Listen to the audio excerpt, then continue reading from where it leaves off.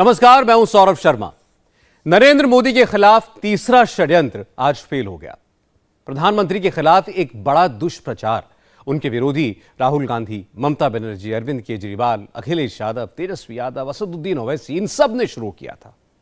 आज supreme court के आदेश के बाद साबित हो गया कि मोदी ही सही थे, नोटबंदी सही थी और विरोधी गलत थे। याद कीजिए 2016 से राहुल गांधी क्या क्या कहानियां सुना रहे थे। ममता बनर्जी नोटबंदी को सबसे बड़ा घोटाला बताती थी। केजरीवाल इसके बारे में नई नई स्क्रिप्ट बताते थे। आज वो सारी स्क्रिप्ट गलत साबित हुई। सुप्रीम कोर्ट के 5 में से 4 जजेस ने कहा कि नोटबंदी लाने का तरीका सही था, इरादा सही था, प्रक्रिया भी सही थी। वो रात 8 बजे वाली बात, रात 8 बजे वाले डायलॉग, रात 8 बजे वाला भाषण जो पिछले 6 साल से अलग अलग तरीके से सुनाए गए, उसकी हकीकत आज रात 8 बजे की इस रिपोर्ट में देख लीजिए। 8 नवंबर 2016 की रात्रि को 12 बजे से वर्तमान में जारी 500 रुपए और 1000 रुपए के करेंसी नोट लीगल टेंडर नहीं रहेंगे। ये मुद्राएं कानूनन अमान्य होगी।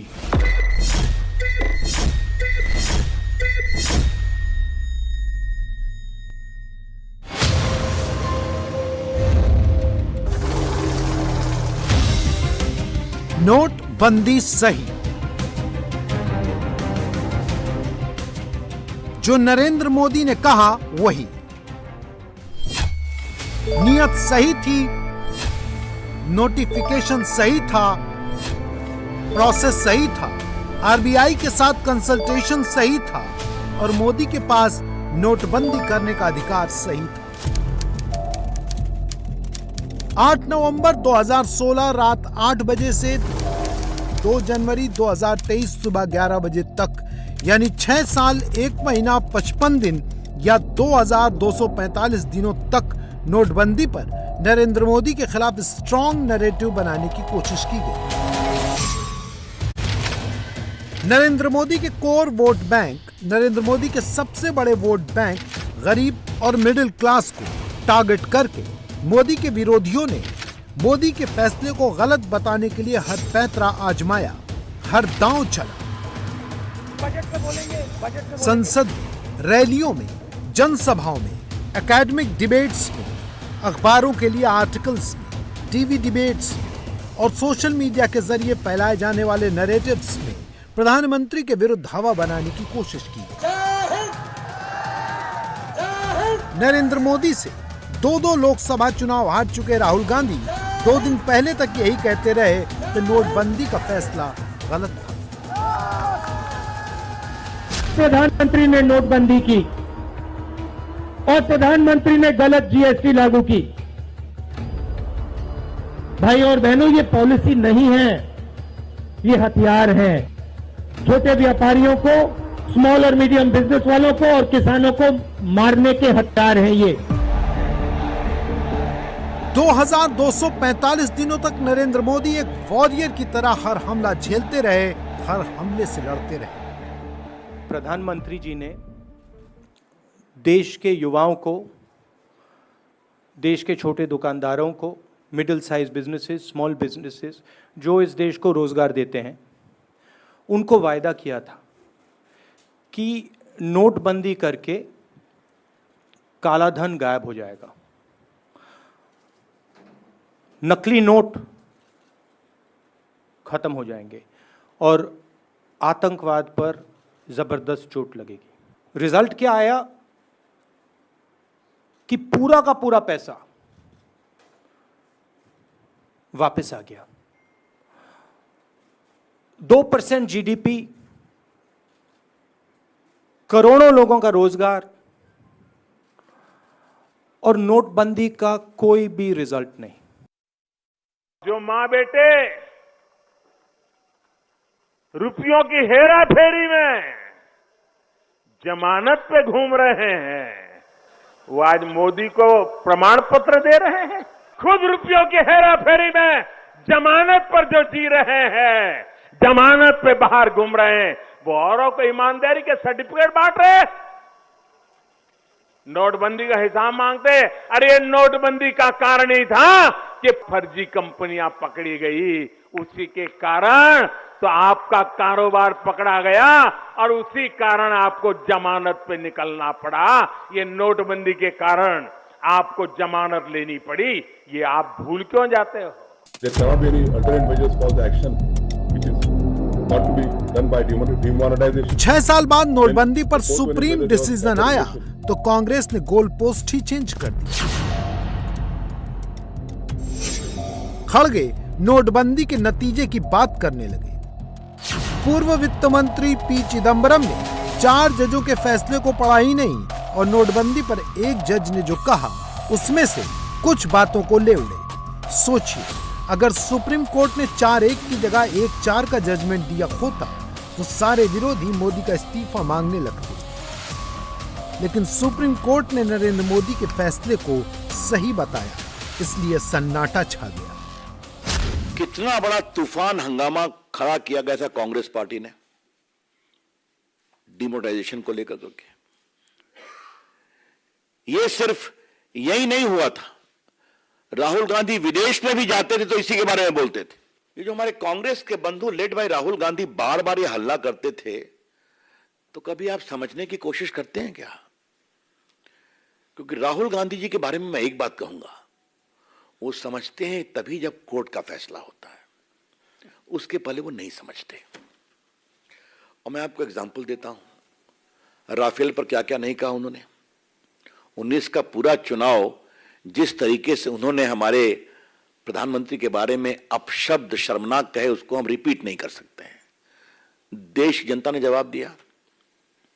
जब सुप्रीम कोर्ट का फैसला आया तो ठंडे हो गए। राहुल गांधी जी से एक सवाल, आपने देश भर में जो कैंपेन किया नोटबंदी के खिलाफ, आप सॉरी बोलेंगे? नरेंद्र मोदी जब मुख्यमंत्री थे तब उन पर एक ही बड़ा आरोप लगाया गया कि मोदी ने दंगा करवाया। नरेंद्र मोदी प्रधानमंत्री हैं तो उन पर पर्सनली सबसे बड़ा आरोप नोटबंदी का लगाया गया। दोनों ही दाग से सर्वोच्च अदालत ने मोदी को बरी किया। सुप्रीम कोर्ट ने मोदी विरोधियों की बोलती बंद कर दी तो वो पतली गली से निकलने का रास्ता ढूंढने लगे। एक चीज मैं बता दूं, स्पष्ट कर दूं, सुप्रीम कोर्ट का निर्णय सिर्फ नोटबंदी के प्रक्रिया पर है, परिणाम पर नहीं। अगर माफी मांगनी है किसी को, प्रधानमंत्री को मांगनी है, क्योंकि 8 नवंबर 2016 को जो उन्होंने तुगलकी निर्णय लिया, लाखों एमएसएमई का विनाश हुआ। कभी इकोनॉमी के बहाने, कभी छोटे दुकानदारों और छोटे कारोबारियों के बहाने, कभी महिलाओं और किसानों के बहाने। नोटबंदी का नाम लेकर नरेंद्र मोदी के खिलाफ 6 साल तक दुष्प्रचार चलाए गए। इसका मकसद क्या था? इसका मोटिव कभी इकोनॉमी थी ही नहीं। करप्शन खत्म करने की कोशिश कभी कांग्रेस ने की ही नहीं। इसका मकसद था मोदी को खलनायक साबित करना। मकसद था मोदी को गरीबों का विलेन बताना। मकसद था मोदी को दुकानदारों का दुश्मन बताना। मकसद था बेरोजगारी का ठीकरा मोदी के सिर फोड़ना। भारत जोड़ो यात्रा के दौरान भी राहुल गांधी ने आरबीआई के पूर्व गवर्नर और मोदी के क्रिटिक रघुराम राजन के साथ वीडियो शूट किया। रघुराम राजन के साथ राहुल के वीडियो बनाने का भी यही मोटिव था। 2 लाख करोड़ रुपए का लोन ले सकता है। मोदी को गरीबों से अलग कर दो, मोदी को महिलाओं से अलग कर दो, मोदी को मिडिल क्लास से अलग कर दो, मोदी को रेहड़ी पटरी वालों से अलग कर दो और चुनाव में फायदा उठा लो। राहुल ने कोशिश तो बहुत की लेकिन उनसे हो नहीं पाया। नोटबंदी हिंदुस्तान के गरीब, किसान, मजदूर और छोटे दुकानदार पर आक्रमण था। नोटबंदी हिंदुस्तान की असंगठित अर्थव्यवस्था पर आक्रमण। आपने अपना पैसा, अपनी आमदनी बैंक के अंदर डाली। पहला सवाल, काला धन मिटा? नहीं। दूसरा सवाल, हिंदुस्तान के गरीब जनता को नोटबंदी से क्या फायदा मिला? जवाब कुछ नहीं। दिमाग लगती है ना दिमाग, तो सबसे जहरीली दवा डालनी पड़ती है।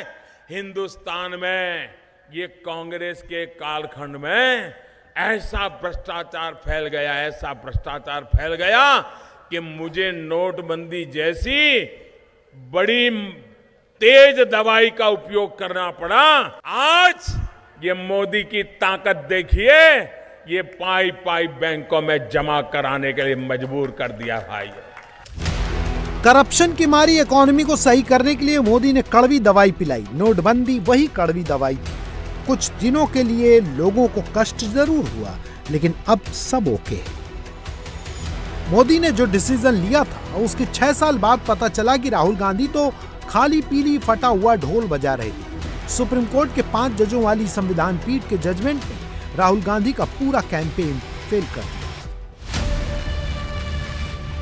नोटबंदी एकमात्र ऐसा मुद्दा है जिस पर राहुल और ममता ने एक साथ प्रेस कॉन्फ्रेंस की थी, एक साथ नरेंद्र मोदी पर टारगेट किया था। अब राहुल गांधी चाहे जो कर ले, राहुल के सियासी साथी चाहे जो कर ले, नोटबंदी का आरोप मोदी पर नहीं चिपकेगा। ठीक वैसे ही जैसे राफेल फाइटर जेट के बारे में राहुल के आरोप मोदी पर नहीं चिपके और जिस तरह गुजरात दंगों के आरोप मोदी पर नहीं चिपके। नरेंद्र मोदी के खिलाफ 3 दुष्प्रचार कैंपेन चलाए गए। पहला मिस इन्फॉर्मेशन प्रोजेक्ट 2002 में लॉन्च किया गया था, जिसमें मोदी को सुप्रीम कोर्ट से क्लीन चिट मिली। 2016 में राहुल गांधी ने मोदी के खिलाफ नोटबंदी प्रोजेक्ट शुरू किया, सुप्रीम कोर्ट ने इसे भी फेल कर दिया। 2019 में चुनाव में राहुल ने राफेल प्रोजेक्ट निकाला था, उसे पहले जनता ने फेल किया, फिर सुप्रीम कोर्ट ने मोदी के फेवर में जजमेंट दे दिया।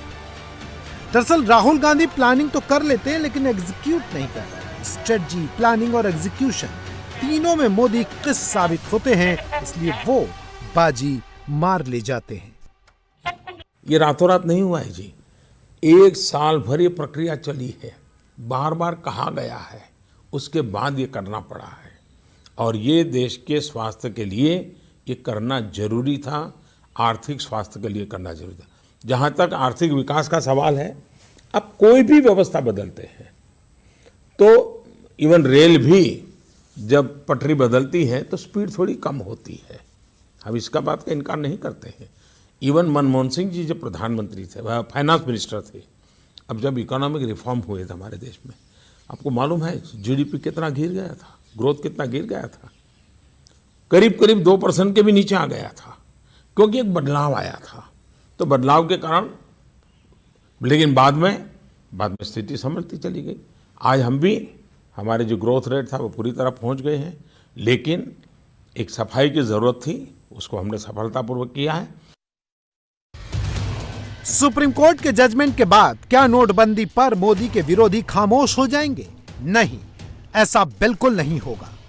फैसले में नोटबंदी के फैसले की जो प्रक्रिया है उसको सही ठहराया गया है। फैसले के ऊपर या फैसले के जो नतीजे निकले उस पर कोई चर्चा नहीं की, उस पर कोई निर्णय नहीं दिया। कांग्रेस की लाइन क्लियर है, पार्टी वही बोलेगी जिसका कमांड राहुल गांधी के यहां से आएगा। यह हाल तब है जबकि कांग्रेस की सरकार में कानून मंत्री रहे अश्विनी कुमार 2 टूक कह चुके हैं कि अब इस मुद्दे को भुला देना चाहिए और आगे बढ़ना चाहिए।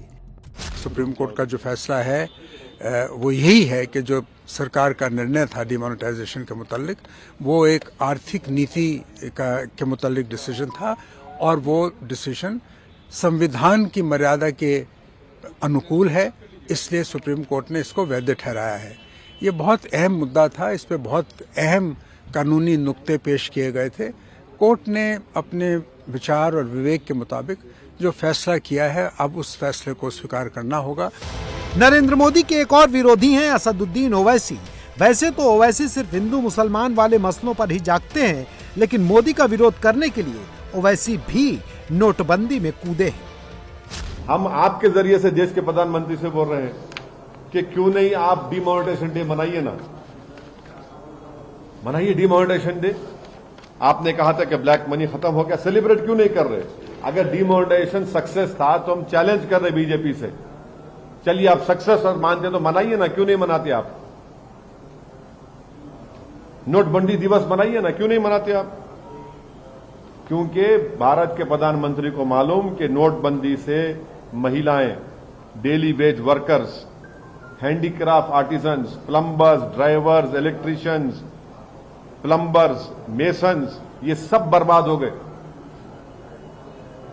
इसका सोशल पॉलिटिकल रिस्पांसिबिलिटी देश के प्रधानमंत्री और उनकी सरकार पर आयद होती है डिमोनेटाइजेशन के ऊपर। अब आप सुप्रीम कोर्ट के फैसले को लेकर आप बाजा बजाइए। मंगलवार से राहुल गांधी की भारत जोड़ो यात्रा रिलॉन्च हो रही है। नोटबंदी के बाद अब राहुल वोटबंदी करने निकले हैं। नरेंद्र मोदी के खिलाफ पॉलिटिकल फोर्स का रीअलाइनमेंट हो रहा है। पहली बार ऐसा हुआ है कि राहुल की पार्टी ने अरविंद केजरीवाल की पार्टी से कांटेक्ट किया है। पंजाब में राहुल की भारत जोड़ो यात्रा के लिए कांग्रेस नेताओं ने भगवंत मान से मुलाकात की है, राहुल की सुरक्षा पर बात की है। समाजवादी पार्टी के नेता अखिलेश यादव की चिट्ठी भी आ गई है। 3 बार सार्वजनिक रूप से भारत जोड़ो यात्रा का निमंत्रण मिलने से इंकार कर चुके अखिलेश यादव ने अब मान लिया है कि उन्हें निमंत्रण मिला है और राहुल को उनकी शुभकामनाएं। राहुल गांधी की चिट्ठी मायावती को भी मिल गई है और उन्होंने भी एक्नॉलेज कर लिया है। 2023 अभी शुरू हुआ है और अभी से राहुल गांधी 2024 के लिए ताकत जुटाने में लगे हैं। राहुल जिद नहीं छोड़ेंगे, वो नोटबंदी को भी पकड़ कर रखेंगे, मगर राहुल गांधी और उनकी पार्टी को नोटबंदी के बाद के कुछ डेटा जरूर देख लेने चाहिए। 2016 के बाद सर्कुलेशन में मौजूद नोटों की संख्या जीडीपी के अनुपात में बढ़ी है। पेमेंट सिस्टम में करेंसी का अनुपात 2016 में 88% था, जो 2022 में 20% तक आ चुका है। बैंकों के एटीएम से होने वाली निकासी 2016 के लेवल पर ही है। डिजिटल ट्रांजैक्शन 2016 में 11% था, जो 2022 में बढ़कर 80% हो गया है। 2022 में अकेले यूपीआई से 84 लाख करोड़ का पेमेंट हुआ। भारत का फाइनेंशियल टेक्नोलॉजी सेक्टर 2023 में 138 बिलियन डॉलर तक पहुंच जाएगा।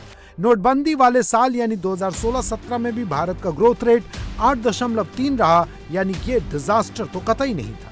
नोटबंदी के बाद 3,80,000 फर्जी कंपनियों पर ताला लग गया। कुछ चीजें उनको ऐसी चुभी है, अभी तक नींद नहीं आती है। उनको परेशानी है।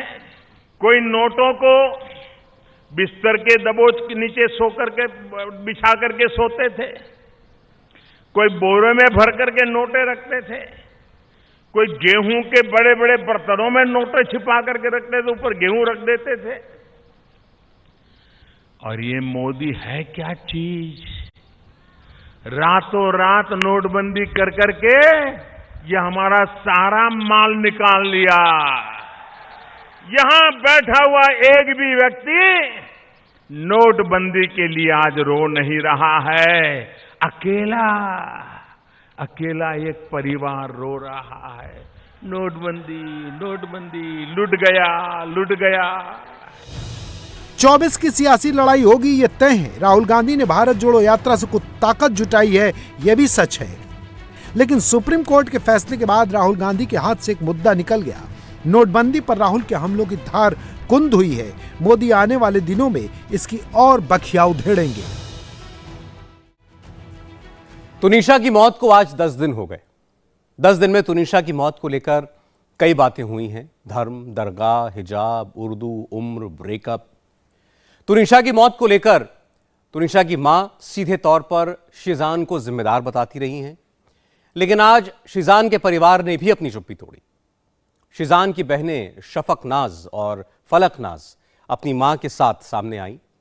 शीजान की बहनों ने कहा कि मेरा भाई बेकसूर है, लव जिहाद का तो मामला कतई नहीं है। तुनिशा ने न तो हिजाब पहना न नकाब पहना, बल्कि शीजान के परिवार ने तुनिशा की मां पर ही इल्जाम लगाया और बड़े गंभीर आरोप लगाए। आज क्या नया पता चला, किसने क्या कहा और क्या है पूरी खबर, दिखाते हैं आपको। तस्वीर मन में बसी यार की तस्वीर। तुनिशा की मौत के बाद एक तस्वीर खूब वायरल हो रही है। इस तस्वीर को लेकर तुनिशा की मां विनीता शर्मा ने शीजान और उसके परिवार पर गंभीर इल्जाम लगाए हैं। आज इन्हीं तस्वीरों के साथ शीजान का परिवार मीडिया के सामने आया। वायरल हो रही तस्वीर को अली बाबा दस्ताने काबुल के सेट की बताया। तस्वीर को लेकर दावा किया कि यह गणेश चतुर्थी के दिन की है और तुनिशा ने जो कॉस्ट्यूम पहना है वो अली बाबा दास्ताने काबुल सीरियल का ही पार्ट है। यह सीरियल का 21वां एपिसोड था जो सितंबर में ही टेलीकास्ट भी हो चुका है। उसके बिहेवियर में जो चेंजेस आ रही थी तुनिशा के, कभी उसकी माँ को अम्मा, उसकी बहन को बोलना और मुस्लिम अपना धर्म अपनाने की उसको करता था है, और शादी का वादा किया, तो ये सब चीजें नहीं करनी चाहिए थी उसको जब उसका किसी और लड़की के साथ था। पिक्चर सर्कुलेट हो रही है वो ये पिक्चर है जो कि आप देख सकते हो, तुनिशा की प्रोफाइल से पोस्ट की गई है। ये इधर ये वो पिक्चर है जो तुनिशा की प्रोफाइल से पोस्ट हुई है, और इसका ये नीचे यहाँ पे 3 सितंबर लिखा है, और उसका कैप्शन भी है wishing you all happy Ganesh Chaturthi. और ये पिक्चर में उसने हिजाब पहना हुआ है, और ये क्योंकि उनका ऑलरेडी सीन शूट हो रहा था जिसमें ये देखिए, ये वो एपिसोड का है जो एपिसोड टेलीकास्ट हुआ है, एपिसोड 21 14 सितंबर, यहाँ क्लियरली लिखी है। और क्योंकि बैंक होता है और हम लोग टेलीकास्ट शूट पहले करते हैं बाद में टेलीकास्ट आता है, तो ये टेलीकास्ट डेट इधर है और ये एपिसोड का है। सो इसको जो उनके मामा बोल रहे हैं पवन शर्मा जी कि उनको हिजाब पहना दिया गया था, दिस इज द प्रूफ। ये हिजाब चैनल की तरफ से पहनाया गया है, हमारी तरफ से नहीं। तुनिशा की मौत के बाद हिजाब, उर्दू और लव जिहाद जैसी बात भी हो रही है। विनीता शर्मा ने आरोप लगाया था कि तुनिशा का जब से शीजान के परिवार के साथ मिलना जुलना शुरू हुआ, उसका पहनावा, बोलचाल सब बदल चुका था। वो बातचीत में उर्दू का इस्तेमाल करती थी। शीजान के परिवार ने इसका भी जवाब दिया।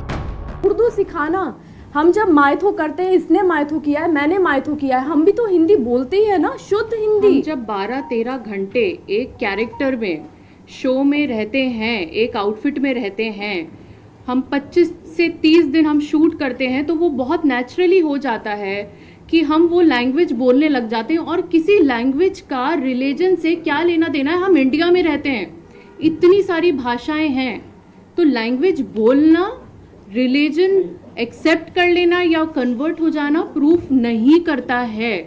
Firstly this is a very wrong assumption. Tunisha की चाइल्ड आर्टिस्ट के तौर पर ही टीवी इंडस्ट्री में एंट्री हुई थी। तुनिशा लगातार सफलता की सीढ़ियां चढ़ रही थी। तुनिशा की मां ने शीजान के परिवार पर तुनिशा को परेशान करने का इल्जाम लगाया था, तो शीजान की सिस्टर ने तुनिशा को लेकर नया दावा किया। शीजान की सिस्टर फलकनाज का दावा है कि तुनिशा काम ही नहीं करना चाहती थी। ये बात उसने मेरे को जरूर बोली कि मम्मी, अम्मा मेरे को डिस्टर्ब कर रही है बहुत ज्यादा, अम्मा मेरे को पिछली बातें बहुत करती है वो लड़की के बारे में। मैंने उसकी माँ से बात नहीं की। मैं क्या, आप ये क्या कर रहे हो, वो काम पे जा रही है, उसको काम करने दो, वो बहुत डेडिकेट से काम कर रही है, उसको काम करने दो। ये डिप्रेशन का कारण उसके बचपन का चाइल्डहुड ट्रॉमा है। वो बचपन से उस ट्रॉमा को लेती आ रही है। एक 20 साल का बच्चा 10 साल के दिमाग के साथ वो उस ट्रॉमा को बैगेज के साथ खींचती आई है। काश के उसको काम पे फोर्स पे नहीं, काम के लिए फोर्स ना किया जाता, उसको ब्रेक दिया जाता, उसका प्रॉपर ट्रीटमेंट किया जाता, तो शायद आज तुनिशा शर्मा हमारे बीच होती। उसको अभी तक काम करवाया गया है, फोर्सफुली ही करवाया गया है उस बच्ची से काम। वो बच्ची काम नहीं करना चाहती थी, वो शूट पे जाना ही नहीं चाहती थी, उसको रेस्ट करना होता था। सजाऊंगा लुट कर भी तेरे बदन। तुनिशा और शीजान दोनों रिलेशन में थे। तुनिशा ने शीजान से रिलेशन के बारे में अपनी मां विनीता शर्मा को भी बताया था। शीजान को लेकर तुनिशा की क्या फीलिंग थी वो भी बताया था। तुनिशा अभी सिर्फ 20 साल की थी, शीजान 28 साल का था। अब दोनों परिवारों का बयान, उनके रिलेशन पर सुनिए क्या कहा जा रहा है। बहुत अंडरस्टैंडिंग का रिलेशन था उनके बीच, बहुत अंडरस्टैंडिंग और बहुत केयरिंग रिलेशन था उनके बीच, जो इन लोगों ने, क्योंकि तुनिशा की मदर नहीं चाहती थी कि शीजान के साथ उसकी शादी हो, ये बोला गया तुनिशा की मदर के थ्रू, और इनका बहुत अंडरस्टैंडिंग वाला रिलेशन था, जहां पे शीजान ने ये चीज बोली है कि टुन्नी काम करते हैं, तू अपने आप पे ध्यान दे, तू अपनी लाइफ जी। मैं नहीं चाहता तू किसी पे भी डिपेंडेंट रहे। साथ में काम करते हैं, टाइम देते एक दूसरे को, और दोनों म्यूचुअल अंडरस्टैंडिंग के साथ इस चीज़ को माने हैं और आगे बढ़े हैं। बहुत अच्छी अंडरस्टैंडिंग थी दोनों के बीच में। दोनों बच्चे बहुत प्यारे थे हैं। उसने मेरे को बताया कि मम्मा मेरे को शीजान अच्छा लगता है, तो मम्मा मैं शादी भी करूंगी। तो मैंने टुनीशा को बोला, मैं कहा बेटा अभी अपने कैरियर की तरफ ध्यान दो, ठीक है, अभी इस चीज़ के लिए 6 साल पड़े हैं तेरे, तब जब टाइम होगा तब देखेंगे। मैंने उसको सिर्फ ये जवाब दिया। तो कहती अच्छा मामा, वो बात इस चीज़ को मान गई।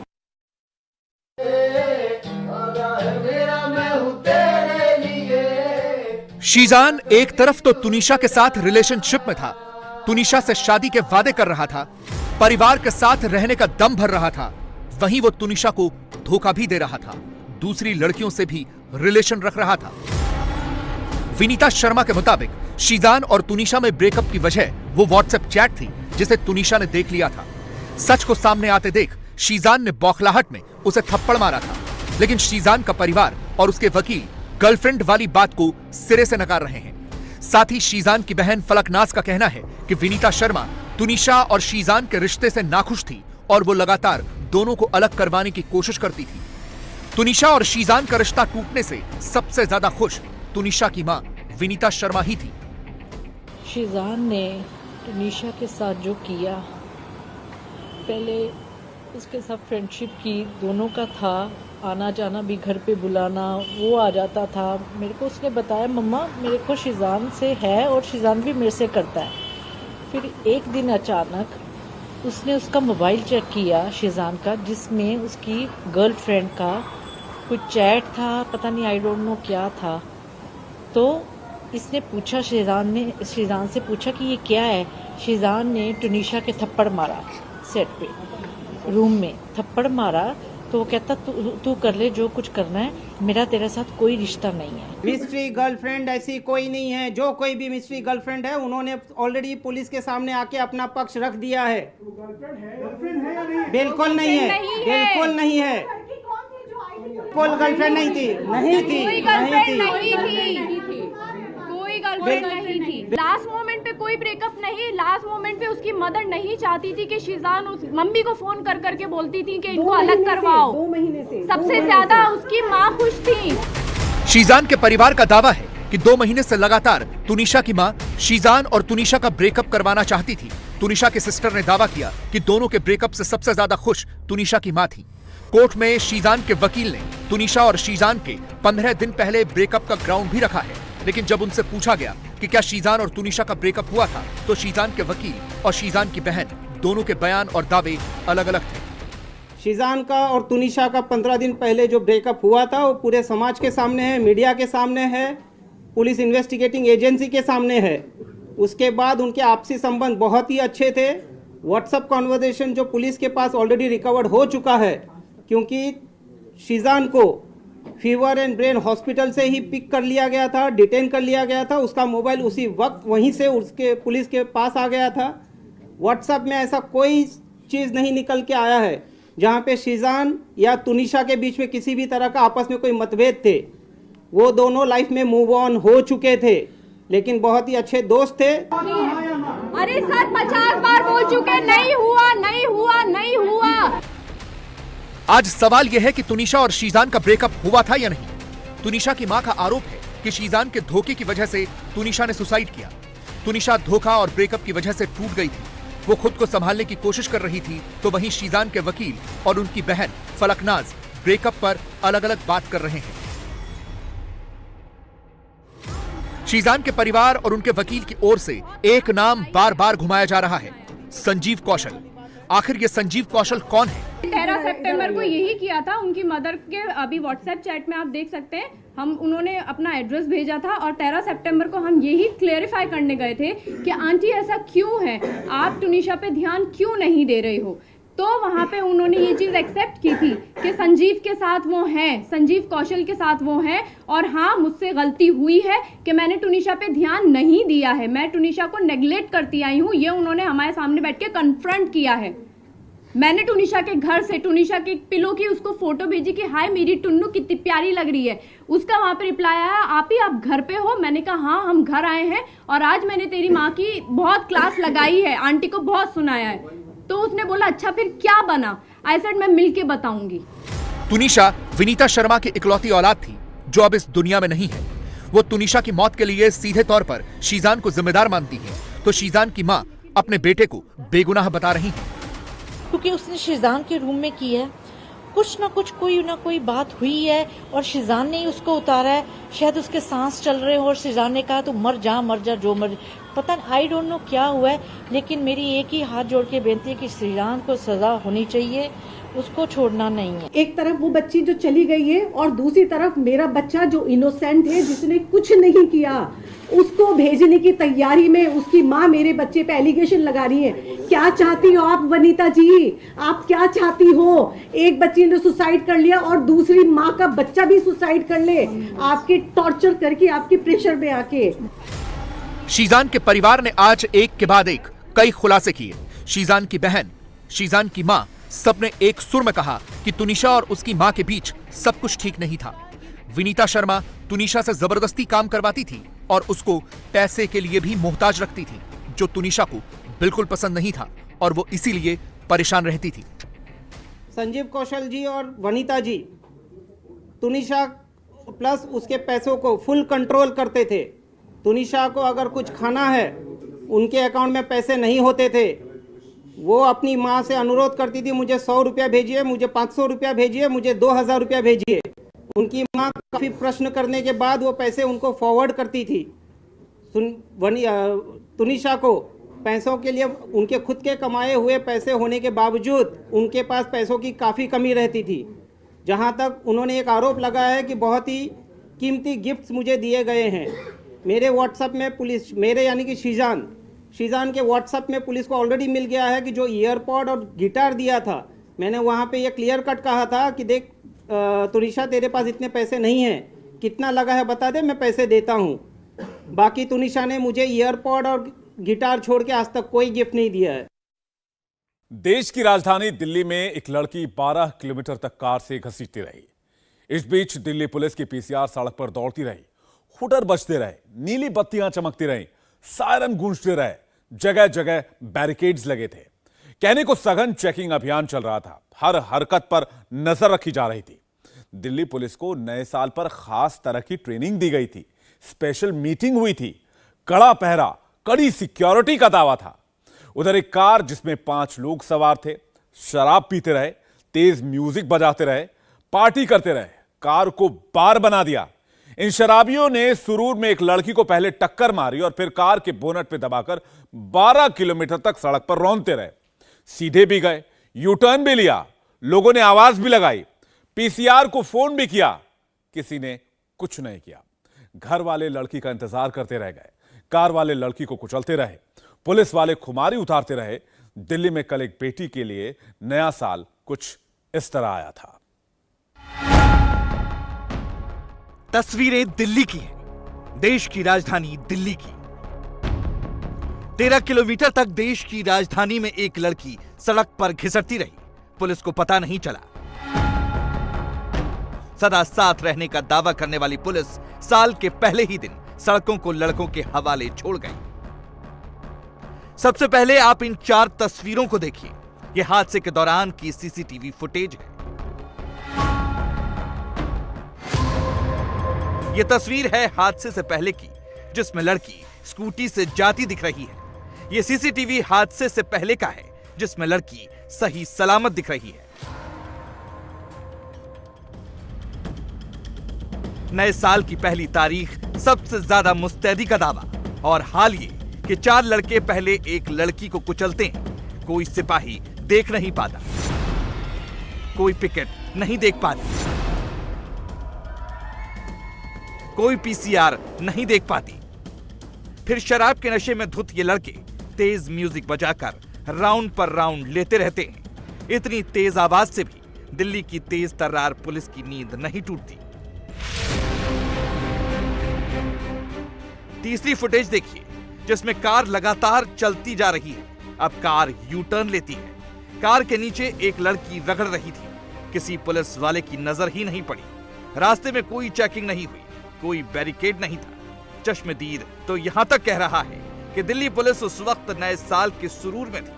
पीसीआर में फोन उठाने वाला तो होश में ही नहीं था, तो क्या वर्दी पहनकर पार्टी चल रही थी। एक कार लड़की को सड़क पर घसीटती रही। 13 किलोमीटर तक इतनी बुरी तरह रगड़ती है कि शरीर से सिर्फ खाल ही नहीं छिल जाती, हड्डियां तक घिस जाती हैं। पुलिस इसे हादसा बता रही है। मान भी लें ये हादसा ही है तो किसी पुलिस वाले को कोई चीख भी सुनाई नहीं दी। पुलिस को इस भटकती हुई कार की हरकत पर कोई शक नहीं हुआ। किसी वर्दी वाले ने इस कार को नोटिस भी नहीं किया। क्या कार में बैठे लड़के नशे में थे? लड़के कार में क्या कर रहे थे कि उनको फंसी हुई स्कूटी का पता नहीं चला? दिल्ली की सड़कों पर घसीटती हुई लड़की पुलिस को नहीं दिखी। 12-13 किलोमीटर तक क्या एक भी पुलिस या पीसीआर वैन नहीं थी जिसकी इस दरिंदगी पर नजर पड़ जाए? अगर पुलिस की थ्योरी ही सही है तो दिल्ली की सड़कों पर 1 जनवरी को क्या हो रहा था? दिल्ली किसके हवाले थी? अगर परिवार की बात को सही मान लिया जाए और यह मान लिया जाए कि यह हत्याकांड निर्भया जैसा है, तब तो सोच कर देखिए हम और आप, हमारी दिल्ली किस तरह की पुलिसिंग के हवाले हैं। हमारे रक्षक कितने चौकन्ने हैं, कितने लापरवाह हैं, कितने मुस्तैद हैं।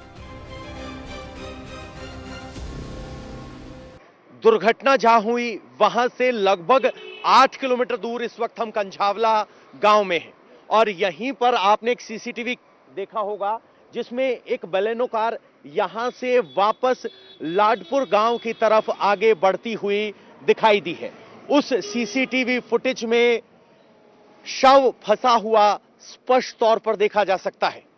तारीख थी 1, वक्त था सुबह 3:34 और वो सीसीटीवी फुटेज रिकॉर्ड हुई यहां ये जो सीसीटीवी कैमरा लगा है इसमें, और इसी के जरिए ये पता चला कि ड्राइवर साइड में वो शव फंसा हुआ था और वो गाड़ी उसे समेटते हुए या कहें कि घसीटते हुए अपने साथ लेकर जा रही थी।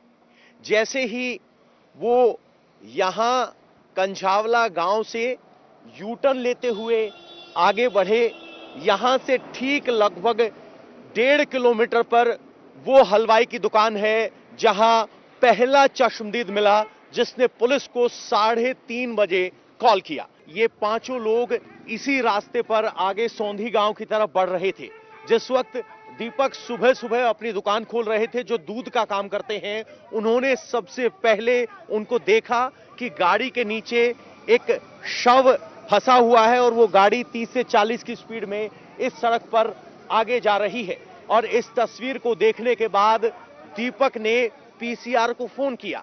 ना सिर्फ फोन किया बल्कि स्कूटी पर उनका पीछा भी किया। पीछे का आधा शरीर गायब हो चुका था और युवती यहां पड़ी हुई थी। जो उसकी हालत थी उसको देखकर समझा जा सकता है कि युवती का गाड़ी में पांव फंसा हुआ था, क्योंकि युवती का शरीर यहां पर था, उसके बाल लंबे सीधे थे और टांगे इस तरफ थी। गाड़ी ने यू टर्न लिया, चूंकि युवती का पांव फंसा था इसलिए बाल उसके पीछे की तरफ थे। अगर उसके शरीर का ऊपरी हिस्सा फंसा होता तो युवती के बाल भी शरीर की तरह जल गए होते। इंडिया टीवी हर वक्त हर जगह डाउनलोड करने के लिए सर्च करें India TV news Google play store या ऐप स्टोर पर।